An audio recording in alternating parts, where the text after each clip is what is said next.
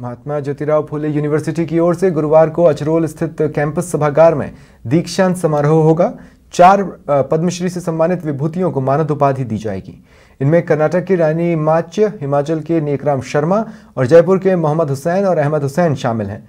साथ ही 2022 बैच के 1560 पीजी और ग्रेजुएशन के विद्यार्थियों को डिग्री दी जाएगी। 65 स्टूडेंट्स को गोल्ड मेडल, 60 को सिल्वर और 15 स्टूडेंट्स को चेयरमैन अवार्ड दिया जाना है। एमजीआरपी के चेयरपर्सन निर्मल पवार ने दीक्षांत समारोह की घोषणा की। इस मौके पर सहयोगी बीके शर्मा ने उनसे खास बातचीत की।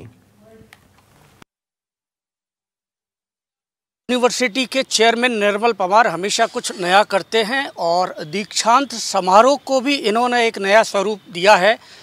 किस तरह से ये दीक्षांत समारोह होगा, क्योंकि इन्होंने बहुत सारे जो पद्मश्री हैं उनको यहाँ वापस से सम्मान दिया है, आप मानद उपाधि दे रहे हैं, इसके पीछे क्या उद्देश्य है?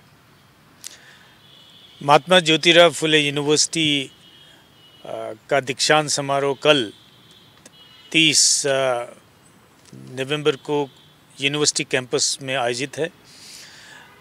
जैसा आपने जिक्र किया, पद्मश्री से सम्मानित 2022-23 के हमारे देश के जानी मानी हस्तियाँ, जिनको हम मानद उपाधि से सम्मानित करने जा रहे हैं। हमारा सबसे बड़ा ध्येय और उद्देश्य है कि हमारी जो छात्र हैं, जो उपाधियां लेकर के कल निकलेंगे, उनमें एक ऐसा संदेश जाए जिसमें जिनको मानद दिया जा रहा है उनसे ये लगे कि ये राष्ट्र के लिए, समाज के लिए और इन युवाओं के लिए इन्होंने बहुत ही बेहतर ढंग से काम किया है। जैसा मैंने आपसे कहा कि एग्रीकल्चर सेक्टर से भी एक जिनको नेकराम जी को पद्मश्री मिला है, वो भी आ रहे हैं। उनको भी हमने चयनित किया और उनको निवेदन किया कि आप आएँ, आपको हम मानद देना चाहते हैं। तो उन्होंने खुशी खुशी कहा कि मैं ज़रूर आऊँगा और मैं ये भी बताऊँगा कि मैंने देश को एग्रीकल्चर सेक्टर में क्या करके दिखाया है।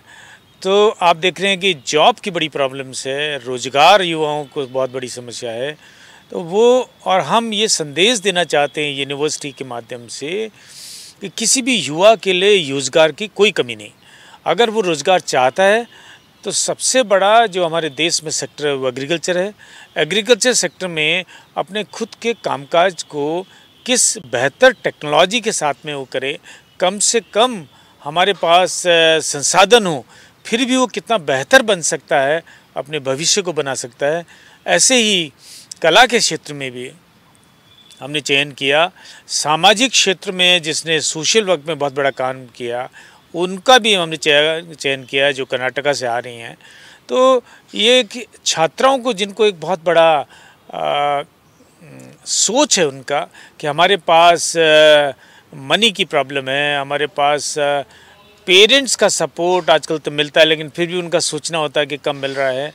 तो इन संसाधनों के और मॉनेटरी सपोर्ट के और पेरेंट्स के कम सपोर्ट के बावजूद भी हमारी देश की जो पॉपुलेशन 50% से ज़्यादा है महिलाओं की, हमारी छात्राएं जो अब उपाधि लेके निकलेंगी, वो कम संसाधनों के रहते हुए भी कैसे अपना बेहतर आगे का भविष्य बना सकती हैं।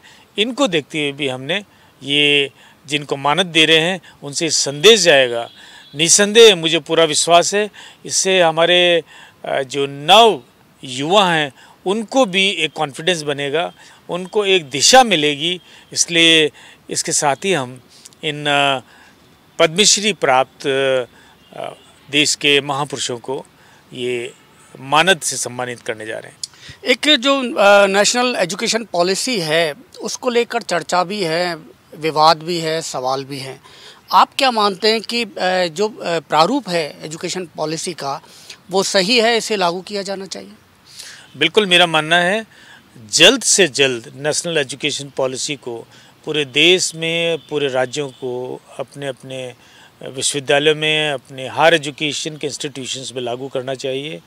क्योंकि जो सबसे बड़ा कारण हम देख रहे हैं पिछले 3 साल में after Covid, after this calamity, वो है हमारे युवाओं में कॉन्फिडेंस लेवल का वीक होना। इससे इसको बहुत बड़ा बल मिलेगा। बल इस सेंस में मिलेगा कि कोई बच्चा ग्रेजुएट होने के बाद भी उसको सही डायरेक्शन में जॉब नहीं है, सही जॉब का सेटिस्फैक्शन नहीं है, तो वो ऐसे बच्चे बिना समय को बर्बाद किए, बिना टाइम को वेस्ट किए, वो फर्स्ट ईयर में जिस प्रोफेशनल टेक्निकल या कोई और कोर्स को करेगा और उसको अगर ऑथराइज्ड यूजीसी से रिकॉग्नाइज्ड कोर्स में डिप्लोमा मिलता है बिना किसी समय को बर्बाद किए, तो ऐसे युवाओं में वापस से कॉन्फिडेंस बिल्डिंग का काम करेगा नेशनल एजुकेशन पॉलिसी। और जॉब भी साथ साथ ग्रेजुएट पोस्ट ग्रेजुएट होने के बाद में और उसको सफलता नहीं मिलती है तो वो डिप्रेशन में ज़्यादा आता है। लेकिन फर्स्ट ईयर के साथ ही उसको कोई फॉर्मल एजुकेशन का सर्टिफिकेट, डिप्लोमा, पोस्ट डिप्लोमा मिलेगा ग्रेजुएशन से पहले, तो वो बच्चा अपने जीवन में ज़्यादा सफल होगा। इसलिए मेरा मानना है कि नेशनल एजुकेशन पॉलिसी जल्द से जल्द राजस्थान में लागू होनी चाहिए और पूरे देश में भी होनी चाहिए। तो ये हैं एमजीआरपी के चेयरपर्सन निर्मल पवार, जो अपने दीक्षांत समारोह में देश की ऐसी विभूति जिन्होंने पद्मश्री सम्मान प्राप्त किया है उनको मानद उपाधि देंगे। साथ ही इन्होंने कई जो एजुकेशन सेक्टर है उससे संबंधित कई ज्वलंत मुद्दे हैं उस पर भी हमसे खुलकर बातचीत की। कैमरामैन मोहन सिंह के साथ बीके शर्मा, समाचार प्लस, जयपुर।